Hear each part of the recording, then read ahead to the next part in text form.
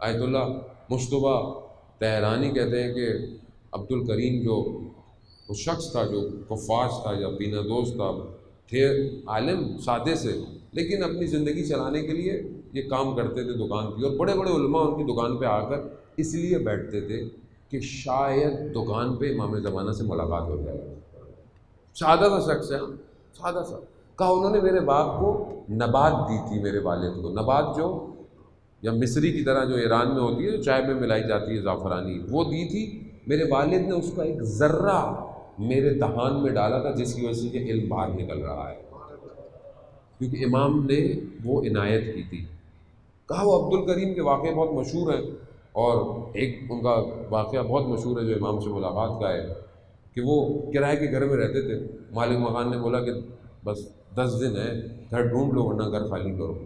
10 دن تک بیچارے کو گھر نہیں ملا، غریب تھے ظاہر ہے، تو اپنے گھر والوں کو بولا کہ سامان اٹھاؤ، کہا گھر مل گیا، کہا نہیں، تو کہا پھر کیسے جا رہے ہیں، کہا کیونکہ 10 دن کا وقت دیا ہے، اب یہ جو ہے وہ نہ اس پہ نماز ہو پائے گی نہ اس پہ کوئی اور کام ہو جائے گا۔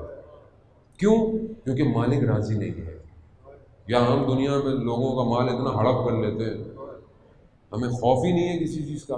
مومن مومن کا مال کھا رہا ہے، کسی کا مال کھا لیا، وہاں وہ کہہ رہے ہیں کہ نماز راضی نہیں ہے، شخص راضی نہیں ہے، نماز نہیں ہونے والی وہاں پہ۔ آپ سوچیں، دین بہت ضروری ہے جان محترم، یہ دین کے مسائل کو جاننا یہ ائمہ کی طرف سے پہلا اصول تھا زندگی کا۔ تفقہ فی دین پہ تفقہ تو کرو، دین کے مسائل تو یاد رکھو۔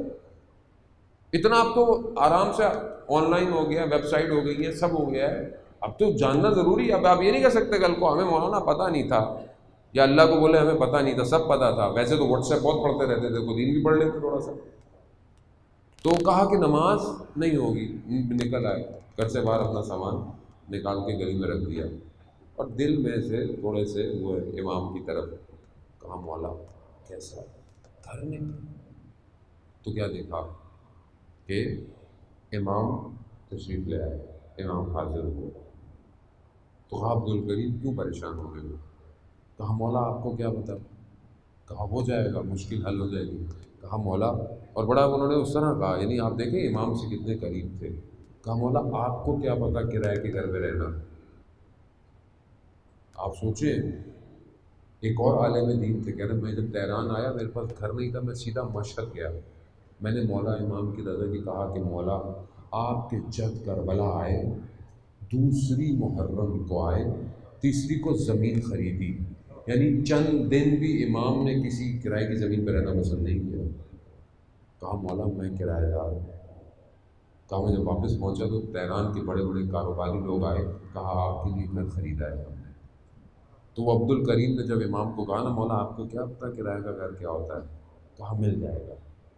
ایک بہت بڑا کاروباری آدمی تھا، اس کے خواب میں امام رات کو آئے، فلانی گلی میں فلانا گھر ہے، جاؤ خریدو اور اس کی چابی عبد الکریم کو لے کر آؤ۔ وہ اٹھا اور گیا اور کہا کہ گھر بیچنا ہے؟ کہاں بہت سخت شدید ضرورت میں تھا اور کئی دن سے آخری امام سے توسل کر رہا تھا۔ یعنی آپ یہ سوچیں کہ جس کے مال سے امام نے مکان خریدوایا اس کا مال کتنا پاک ہوگا کہ جسے امام چاہ رہے ہیں کہ میری طرف سے گھر خریدو۔